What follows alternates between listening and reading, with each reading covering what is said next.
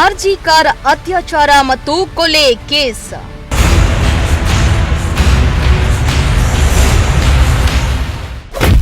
ಮೂವರು ಐಪಿಎಸ್ ಅಧಿಕಾರಿಗಳು ಅಮಾನತು.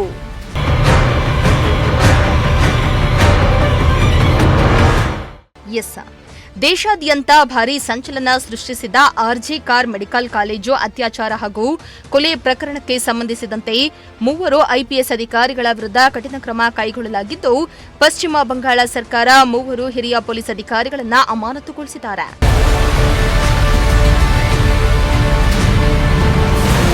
ಹೌದು, ಪಶ್ಚಿಮ ಬಂಗಾಳದ ನಬನ್ನಾದಲ್ಲಿ ಸುದ್ದಿಗೋಷ್ಠಿಯನ್ನ ನಡೆಸಿ ಮಾತನಾಡಿರುವ ಪಶ್ಚಿಮ ಬಂಗಾಳದ ಸಿಎಂ ಸುವೆಂದು ಅಧಿಕಾರಿ, ಆರ್ಜಿ ಕಾರ್ ಕಾಲೇಜಿನಲ್ಲಿ ನಡೆದಿದ್ದ ಕೊಲೆ ಮತ್ತು ಅತ್ಯಾಚಾರ ಪ್ರಕರಣ ಸಂಬಂಧ ತನಿಖೆ ವೇಳೆ ಗಂಭೀರ ಲೋಪಗಳು ನಡೆದಿದ್ದು, ಆಗಿನ ಕಲ್ಕತ್ತಾ ಪೊಲೀಸ್ ಆಯುಕ್ತ ವಿನೀತ್ ಗೋಯಲ್, ಐಪಿಎಸ್ ಅಧಿಕಾರಿ ಅಭಿಷೇಕ್ ಗುಪ್ತಾ ಹಾಗೂ ಇಂದಿರಾ ಮುಖ್ಯೋಪಾಧ್ಯಾಯೆ ಅವರನ್ನ ಅಮಾನತುಗೊಳಿಸಲಾಗಿದೆ ಎಂದು ತಿಳಿಸಿದ್ದಾರೆ.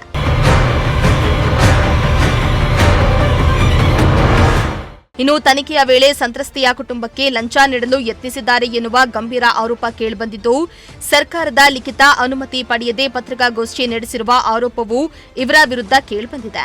ಈ ಹಿನ್ನೆಲೆ ಮೂವರ ವಿರುದ್ಧ ಇಲಾಖಾ ತನಿಖೆ ನಡೆಸ್ತಾ ಇದ್ದು, ಮುಂದಿನ ಕಾನೂನು ಕ್ರಮ ಕೈಗೊಳ್ಳಲಾಗುತ್ತೆ ಎಂದು ಮಾಹಿತಿಯನ್ನ ನೀಡಿದ್ದಾರೆ.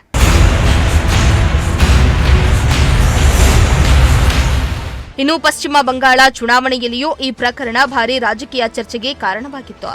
ಭಾರತೀಯ ಜನತಾ ಪಕ್ಷ ಈ ವಿಚಾರವನ್ನ ಪ್ರಮುಖ ಅಸ್ತ್ರವನ್ನಾಗಿ ಬಳಸಿಕೊಂಡಿದ್ದು, ಸಂತ್ರಸ್ತೆಯ ತಾಯಿಗೆ ಪಾಣಿಹಟ್ಟಿ ವಿಧಾನಸಭಾ ಕ್ಷೇತ್ರದಿಂದ ಟಿಕೆಟ್ ನೀಡಿತ್ತು. ಅಲ್ಲದೆ ಆರ್ಜಿ ಕಾರ್ ಸಂತ್ರಸ್ತೆಗೆ ನ್ಯಾಯ ಒದಗಿಸುವುದು ಬಿಜೆಪಿಯ ಪ್ರಮುಖ ಚುನಾವಣಾ ಭರವಸೆಗಳಲ್ಲಿ ಒಂದಾಗಿತ್ತು.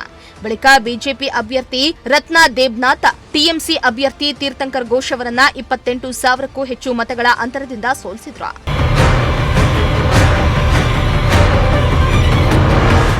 ಒಟ್ಟಾರೆ ದೇಶವನ್ನೇ ಬೆಚ್ಚಿ ಬೀಳಿಸಿದ್ದ ಆರ್ಜಿ ಕಾರ್ ಪ್ರಕರಣದಲ್ಲಿ ಇದೀಗ ಮೂವರು ಐಪಿಎಸ್ ಅಧಿಕಾರಿಗಳ ಅಮಾನತು ಹೊಸ ತಿರುವನ್ನ ಪಡೆದುಕೊಂಡಿದ್ದು, ಪ್ರಕರಣದ ಮುಂದಿನ ತನಿಖೆ ಮೇಲೆ ಎಲ್ಲರ ಕಣ್ಣು ನೆಟ್ಟಿದೆ.